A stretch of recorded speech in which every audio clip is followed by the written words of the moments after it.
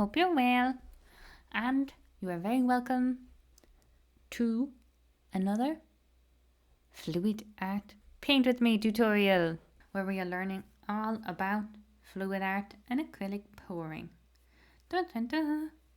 Today we are doing a beautiful flower, a red kind of a flower to be more precise. So we are throwing on our white base here, tossing it into the middle of the canvas, and we're going from there.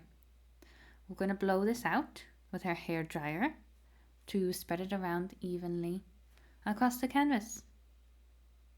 And today I am giving you more of a real-time process kind of a video, less speedy, more chill. So today's video will be slightly longer than usual. And you can let me know what you think in the comments, if you prefer the longer or the shorter ones. So we're just making sure that this has covered the entire canvas. And I am indeed adding on a bit more of the base colour because I did not add on enough. And I would rather conserve the paint for the other two canvases I'm also doing at the same time than put on too much and have to mix more. And we're coming in with our colours. So the first colour is a beautiful yellow, light yellow.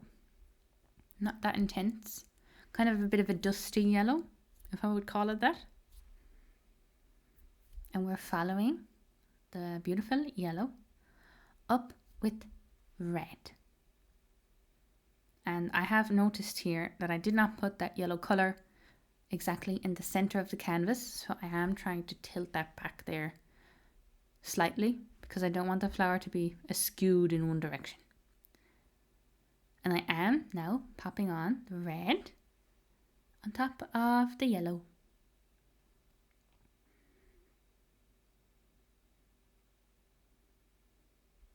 Next, we're coming in with orange. Beautiful colour. At this point, I thought it looked very jarring and I myself was afraid. But as always, we will trust the process and bring all the good vibes. And then I'm adding on a dark, dusty pink colour in on top of that.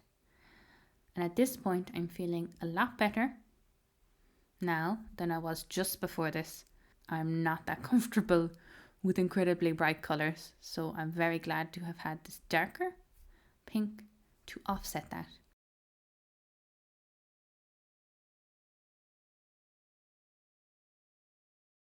And I did a bit of an oopsie here by letting some of that colour drip into the white, but we will fix that, don't worry. And on top, of course, we have to add our metallics. This one is gold because this painting is one out of a triptych and each one has gold at the center. And easy peasy, we're just wiping off that little bit of color that I accidentally dripped there. No problem, we just fix it, really simple. And then just pop on some more of our white base to fill in the little space. And ta-da, nobody would ever know. If only I did not make a video and put it on the internet, but you know, you get what I mean. Yes. And now, ta-da! We have to add on some more of the white base because we need to make sure that when we blow the puddle out from the center, it just flows. It doesn't meet any resistance. So I am popping on a nice bit more of the base color there. How do I know when it's enough? It's more of a guessing game. But I would suggest, advise, you'll find out yourself when you experiment with different things, when you're painting yourself. Better add on a bit too much than not enough. That's all I'll say. And we are blowing the beautiful puddle out in 5 different directions. And look at that. Looks beautiful. Looks a bit maybe muddy, but we are gonna trust the process. And to make it a bit more shape-like, to make it a bit more shapely even, shape-like, yes, taking my finger and I'm just delicately drawing a little line into the center. but I've actively made a decision here to not bring the line too much encroaching into that gold center that we have. I want to still maintain a nice little structured gold center. And that's kind of my thought process there.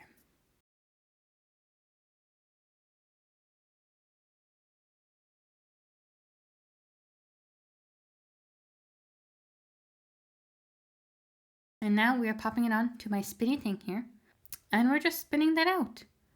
And you can see the petals have dispersed out quite a lot, which is what we want.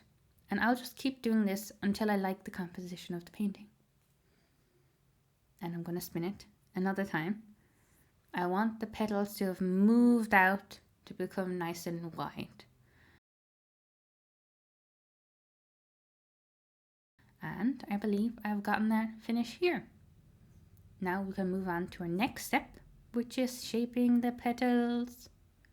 So we pop it back onto the table for a bit of sturdiness and steadiness. And we're just grabbing the palette knife and just ever so slightly, very delicately, just shaping some of the petals. I don't want to alter this one too much. Just want it to be a bit more flowy, a bit more of a free form, but then also having a slight bit more definition. And so that's why I'm just doing it ever so slightly. Just teeny tiny bits. I'm just scraping it off.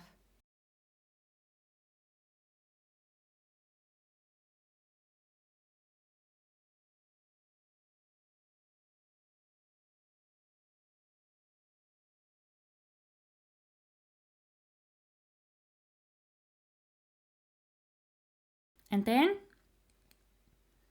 we have to now pop on a white base where we've scraped off the paint.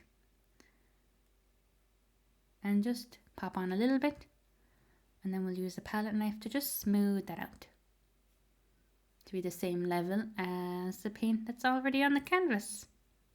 When I put on a bit too much of that base there to fill the gap back up, I'll just use my breath to blow that out. Just gives it a much more even kind of finish than the top of the palette knife might. And it's beautiful. That is it then. It is so pretty. It's another example for me of how stepping outside my comfort zone can actually produce some really, really lovely work. Red is not a colour that I'm particularly comfortable with, but I'm actually quite happy with how it turned out. Happy Friday, happy weekend, happy December, ta-da, and I will be back with you again next week. Bye!